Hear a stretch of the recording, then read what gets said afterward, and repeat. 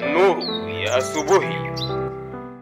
وقال ابن الصباغ المالكي عن الإمام الجواد عليه السلام بأنه كذا وكذا إلى أن قال للنص عليه والإشارة له بها من أبيه كما أخبر بذلك جماعة من الثقات العدول.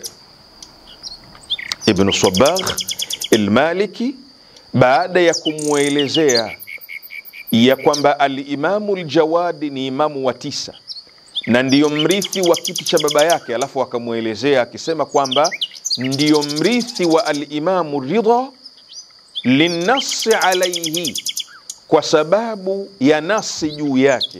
Al-Imamu Ridha alayhi salam kabla ya kufa kwake alihusia kwamba nani atakuwa kiongozi baada yangu mimi, nani waislamu warudi kwake baada ya mimi kuondoka duniani, vile vile alivyofanya Mtume Muhammad sallallahu alayhi wa alihi wasallama kwa Sayyidina Ali.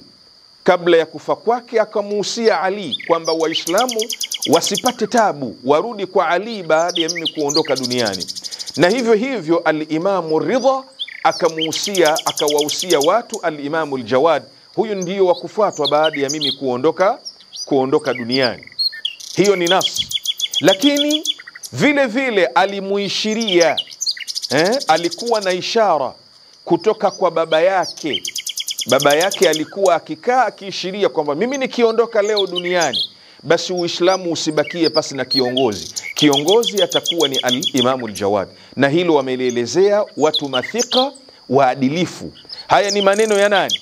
Haya ni maneno ya bwana mkubwa Ibn Sabbagh, alim mkubwa katika maulama wa kisunna, akimzungumza imamu wa 9 katika maimamu wanaofuatwa ni Mashia. Hongera kwa wale wanaofuata maimamu ambao wanakubalika kwa Mashia na kwa wasiokuwa Mashia.